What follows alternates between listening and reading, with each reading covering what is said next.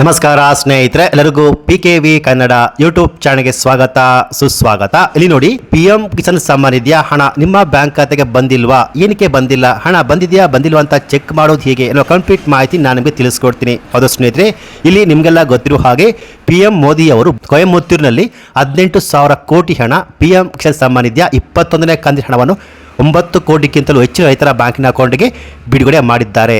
So ಈ PM Kisan Samman ನಿಧಿಯ 21ನೇ ಕಂತಿನ ಹಣ ನಿಮ್ಮ ಬ್ಯಾಂಕ್ ಖಾತೆಗೆ ಜಮಾ ಆಗಿದೆಯಾ, ಜಮಾ ಆಗಿಲ್ವಾ ಅಂತ ತುಂಬಾ ಸುಲಭವಾಗಿ ನಿಮ್ಮ ಮೊಬೈಲ್ ಮೂಲಕವೇ ಚೆಕ್ ಮಾಡೋದು ಹೇಗೆ ಎನ್ನುವ ಕಂಪ್ಲೀಟ್ ಮಾಹಿತಿ ನಾನು ನಿಮಗೆ ತಿಳಿಸ್ಕೊಡ್ತೀನಿ. ನೀವು ಕೂಡ PM ಕಿಸಾನ್ ಸಮ್ಮಾನ್ ನಿಧಿಯ ಹಣ ಪಡೆಯುವ ರೈತರಾಗಿದ್ರೆ ಅಥವಾ ರೈತರ ಮಕ್ಕಳಾಗಿದ್ರೆ ಈ ವಿಡಿಯೋ ಸ್ಕಿಪ್ ಮಾಡದೆ ಫುಲ್ ವಿಡಿಯೋ ಕೊನೆವರೆಗೂ ನೋಡಿ. ಬನ್ನಿ ವಿಡಿಯೋವನ್ನು ಶುರು ಮಾಡೋಣ. ಅದಕ್ಕಿಂತ ಮುಂಚೆ ನೀವಿನ್ನು PKV ಕನ್ನಡ ಯೂಟ್ಯೂಬ್ ಚಾನೆಲ್ಗೆ ಸಬ್ಸ್ಕ್ರೈಬ್ ಮಾಡಿಲ್ಲ ಅಂದ್ರೆ ದಯವಿಟ್ಟು ಇಲ್ಲಿ ಕಾಣುವಂತಹ ಸಬ್ಸ್ಕ್ರೈಬ್ ಬಟನ್ ಪ್ರೆಸ್ ಮಾಡ್ಕೊಳ್ಳಿ. ಹಾಗೆಯೇ ಪಕ್ಕದಲ್ಲಿ ಬರುವಂತಹ ಬೆಲ್ ಬಟನ್ ಒತ್ತಿ. ಸೊ ನಾನು ಯಾವುದೇ ಒಂದು ವಿಡಿಯೋವನ್ನು ಅಪ್ಲೋಡ್ ಮಾಡಿದಾಗ ನೀವು ನೋಡಬಹುದು. ಇಲ್ಲಿ PM ಕಿಸಾನ್ ಸಮ್ಮಾನ್ ನಿಧಿ ಸ್ಕೀಮ್ನ ಅಡಿಯಲ್ಲಿ ಅರ್ಹ ರೈತರು ಪ್ರತಿ 4 ತಿಂಗಳಿಗೊಮ್ಮೆ 2,000 ರೂಪಾಯಿ ಹಣವನ್ನು ಪಡೆಯುತ್ತಿದ್ದಾರೆ. ಇದು ವಾರ್ಷಿಕವಾಗಿ 6,000 ರೂಪಾಯಿ ಹಣವನ್ನು ಪ್ರತಿ ವರ್ಷ 3 ಕಂತುಗಳಲ್ಲಿ ನೀಡಲಾಗುತ್ತೆ.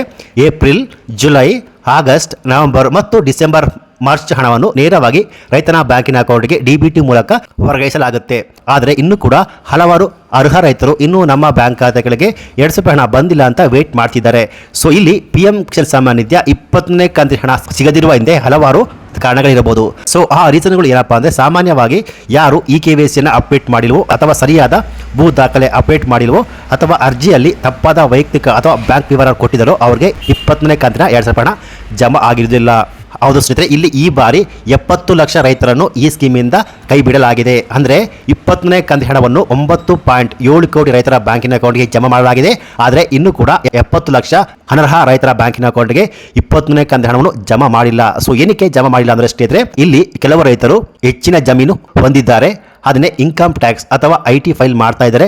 ಅಂತ ರೈತರಿಗೆ ಈ PM ಕಿಸಾನ್ ಸಮ್ಮಾನ್ ನಿಧಿಯ ಹಣ ಜಮಾ ಆಗುವುದಿಲ್ಲ. ಜೊತೆಗೆ ಸರ್ಕಾರಿ ಉದ್ಯೋಗಿಗಳು ಮತ್ತು ತಿಂಗಳಿಗೆ 10,000ಕ್ಕಿಂತ ಹೆಚ್ಚಿನ ಪಿಂಚಣಿ ಪಡೆಯುವ ರೈತರನ್ನು ಈ ಸ್ಕೀಮಿಂದ ಕೈ ಬಿಡಲಾಗಿದೆ. ಸೊ ಈ ರೀತಿಯಾಗಿ 20ನೇ ಕಂತಿನ ಹಣ ಇಂತಹ ರೈತರ ಬ್ಯಾಂಕಿನ ಅಕೌಂಟ್ಗೆ ಇನ್ನು ಮುಂದೆ ಜಮಾ ಆಗುವುದಿಲ್ಲ. ಸೊ ಹಾಗೆಯೇ ಇಲ್ಲಿ ಯಾವೆಲ್ಲ ರೈತರಿಗೆ ಈ PM ಕಿಸಾನ್ ಸಮ್ಮಾನ್ ನಿಧಿಯ 20ನೇ ಕಂತಿನ ಹಣ ಬರುತ್ತೆ, ಬೆನಿಫಿಷಿಯರಿ ಲಿಸ್ಟ್ ಅನ್ನು ಚೆಕ್ ಮಾಡೋದು ಏಕೆ ಅಂದರೆ, ಮೊದಲು ರೈತರು ಈ PM ಕಿಸಾನ್ ಸಮ್ಮಾನ್ ನಿಧಿಯ ಅಫಿಷಿಯಲ್ ಪೇಜ್ ಅನ್ನು ಮಾಡ್ಕೊಳ್ಳಿ. ಸೊ ಈ ಪೇಜ್ ಓಪನ್ ಆದಮೇಲೆ ಇಲ್ಲಿ ಕಾಣುವಂತಹ ಬಾಟಮ್ಲಿ ಕಾಣುವಂತಹ ನೋ ಯುವರ್ ಸ್ಟೇಟಸ್ ಇದರ ಮೇಲೆ ಜಸ್ಟ್ ಕ್ಲಿಕ್ ಮಾಡಿಕೊಳ್ಳಿ ಸ್ನೇಹಿತರೆ. ನಂತರ ಇನ್ನೊಂದು ಪೇಜ್ ಓಪನ್ ಆಗುತ್ತೆ. ಇಲ್ಲಿ ಬಂದು PM ಕಿಸಾನ್ ಸಮ್ಮಾನ್ ನಿಧಿಯ ರಿಜಿಸ್ಟ್ರೇಷನ್ ನಂಬರ್ನ ಎಂಟ್ರಿ ಮಾಡಿಕೊಂಡು ಪಕ್ಕದಲ್ಲಿ ಬರುವಂತಹ ಕ್ಯಾಪ್ಚರ್ ನಂಬರ್ನ ಎಂಟ್ರಿ ಮಾಡಿಕೊಂಡು ಗೆಟ್ OTP ಮೇಲೆ ಕ್ಲಿಕ್ ಮಾಡಿಕೊಳ್ಳಿ. ನಂತರ ರೈತನ ಬ್ಯಾಂಕಿನ ಅಕೌಂಟ್ಗೆ PM ಕಿಸಾನ್ ಸಮ್ಮಾನ್ ನಿಧಿಯ ಹಣ ಎಷ್ಟು ಹಣ ಜಮಾ ಆಗಿದೆ, ಯಾವ ಡೇಟಿಗೆ ಜಮಾ ಆಗಿದೆ ಕಂಪ್ಲೀಟ್ ಮಾಹಿತಿ ನೀವು ನೋಡಬಹುದು. ಒಂದು ವೇಳೆ ನಿಮಗೆ PM ಕಿಸಾನ್ ಸಮ್ಮಾನ್ ನಿಧಿಯ ರಿಜಿಸ್ಟ್ರೇಷನ್ ನಂಬರ್ ಗೊತ್ತಿಲ್ಲ ಅಂದರೆ ಇಲ್ಲಿ ಪಕ್ಕದಲ್ಲಿ ಇಲ್ಲಿ ಮೇಲೆ ಬರುವಂತಹ ನೋ ಯುವರ್ ರಿಜಿಸ್ಟ್ರೇಷನ್ ನಂಬರ್ ಇದ್ರ ಮೇಲೆ ಜಸ್ಟ್ ಕ್ಲಿಕ್ ಮಾಡ್ಕೊಳ್ಳಿ. ನಂತರ ಇನ್ನೊಂದು ಪೇಜ್ ಓಪನ್ ಆಗುತ್ತೆ. ಇಲ್ಲಿ ಬಂದು ನಿಮ್ಮ ಆಧಾರ್ ಕಾರ್ಡ್ಗೆ ನೀವು PM ಕಿಸಾನ್ ಸಮ್ಮಾನ್ ನಿಧಿ ಅರ್ಜಿಗೆ ಕೊಟ್ಟಿರುವಂತಹ ಮೊಬೈಲ್ ನಂಬರ್ ಎಂಟ್ರಿ ಮಾಡ್ಕೊಳ್ಳಿ, ಅಥವಾ ನಿಮ್ಮ ಆಧಾರ್ ಕಾರ್ಡ್ ನಂಬರ್ನ ಎಂಟ್ರಿ ಮಾಡಿಕೊಂಡು ಪಕ್ಕದಲ್ಲಿ ಬರುವಂತಹ ಕ್ಯಾಚ್ ನಂಬರ್ನ ಎಂಟ್ರಿ ಮಾಡ್ಕೊಳ್ಳಿ. ನಂತರ ಗೆಟ್ OTP ಕ್ಲಿಕ್ ಮಾಡಿದಾಗ ನಿಮ್ಮ ಆಧಾರ್ ಕಾರ್ಡ್ಗೆ ಲಿಂಕ್ ಆಗಿರೋ ಮೊಬೈಲ್ ನಂಬರ್ಗೆ OTP ಸೆಂಡ್ ಆಗುತ್ತೆ. ಆ OTP ಎಂಟ್ರಿ ಮಾಡಬೇಕು, ರಿಜಿಸ್ಟ್ರೇಷನ್ ನಂಬರ್ ಶೋ ಆಗುತ್ತೆ. ನಂತರ ಆ ನಂಬರ್ನ ಪಡ್ಕೊಂಡು ಈ ಬ್ಯಾಕ್ ಬಟನ್ ಮೇಲೆ ಜಸ್ಟ್ ಕ್ಲಿಕ್ ಮಾಡ್ಕೊಳ್ಳಿ. ನಂತರ ಪುನಃ ಬಂದು ಇಲ್ಲಿ ಬರುವಂತಹ ನೋ ಯುವರ್ ಸ್ಟೇಟಸ್ ಮೇಲೆ ಕ್ಲಿಕ್ ಮಾಡಿಕೊಂಡು ರಿಜಿಸ್ಟ್ರೇಷನ್ ನಂಬರ್ ಎಂಟ್ರಿ ಮಾಡಿಕೊಂಡು ಕ್ಯಾಪ್ಚರ್ ನಂಬರ್ ಎಂಟ್ರಿ ಮಾಡಿಕೊಂಡು ಗೆಟ್ OTP ಮೇಲೆ ಕ್ಲಿಕ್ ಮಾಡಿದಾಗ ನಿಮ್ಮ ಕಂಪ್ಲೀಟ್ ಮಾಹಿತಿ ಇಲ್ಲಿ ಓಪನ್ ಆಗುತ್ತೆ. ಯಾವ ಡೇಟಿಗೆ ಜಮಾ ಆಗಿದೆ, ಎಷ್ಟು ಹಣ ಜಮಾ ಆಗಿದೆ, ನಿಮ್ಮ KYC ಅಪ್ಡೇಟ್ ಆಗಿದೆಯೋ ಆಗಿಲ್ವೋ, ಒಂದು ವೇಳೆ ಜಮಾ ಆಗಿಲ್ಲ ಅಂದರೆ ಏನಕ್ಕೆ ಜಮಾ ಆಗಿಲ್ಲ, ಯಾವ ಡೇಟಿಗೆ ಜಮಾ ಆಗಿದೆ, ಯಾವ ಬ್ಯಾಂಕಿನ ಅಕೌಂಟ್ಗೆ ಜಮಾ ಆಗಿದೆ ಅನ್ನೋ ಕಂಪ್ಲೀಟ್ ಮಾಹಿತಿ ನೀವಿಲ್ಲಿ ನೋಡಬಹುದು. ಸೊ ಈ ರೀತಿಯಾಗಿ PM ಕಿಸಾನ್ ಸಮ್ಮಾನ್ ನಿಧಿಯ 21ನೇ ಕಂತಿನ ಹಣ ಒಂದು ವೇಳೆ ನಿಮ್ಮ ಬ್ಯಾಂಕಿನ ಅಕೌಂಟ್ಗೆ ಬಂದಿಲ್ಲ ಅಂದರೆ ಪ್ರತಿಯೊಬ್ಬರು ಕೂಡ KYC ಅಪ್ಡೇಟ್ ಮಾಡಿಕೊಳ್ಳಬೇಕು. ಹೌದು ಸ್ನೇಹಿತರೆ, ನೀವು ನೋಡಬಹುದು ಈ PM ಕಿಸಾನ್ ಸಮ್ಮಾನ್ ನಿಧಿಯ ಅಫಿಷಿಯಲ್ ಪೇಜಲ್ಲಿ ಟಾಪಲ್ಲಿ ಹಾಕಿದ್ದಾರೆ,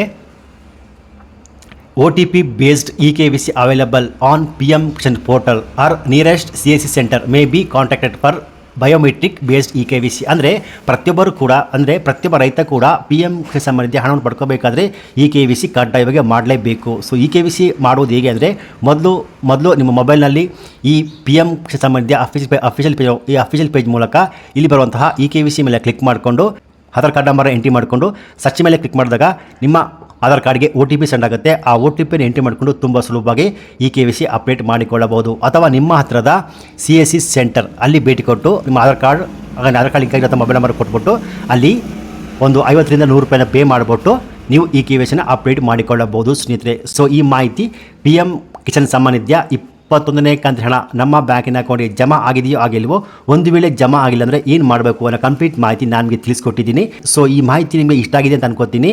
ಸೊ ಈ ಮಾಹಿತಿನ ಆದಷ್ಟು ಫೇಸ್ಬುಕ್, ವಾಟ್ಸಪ್ ಮೂಲಕ ಎಲ್ಲ ರೈತ ಬಾಂಧವರಿಗೆ ಶೇರ್ ಮಾಡಿ. ಹಾಗೆಯೇ ಇದೇ ರೀತಿಯಾದ ಉಪಯುಕ್ತ ಮಾಹಿತಿಗಳಿಗೆ ಕೂಡಲೇ PKV ಕನ್ನಡ ಯೂಟ್ಯೂಬ್ ಚಾನಲ್ಗೆ ಸಬ್ಸ್ಕ್ರೈಬ್ ಮಾಡಿ, ಸಪೋರ್ಟ್ ಮಾಡಿ. Thanks for watching.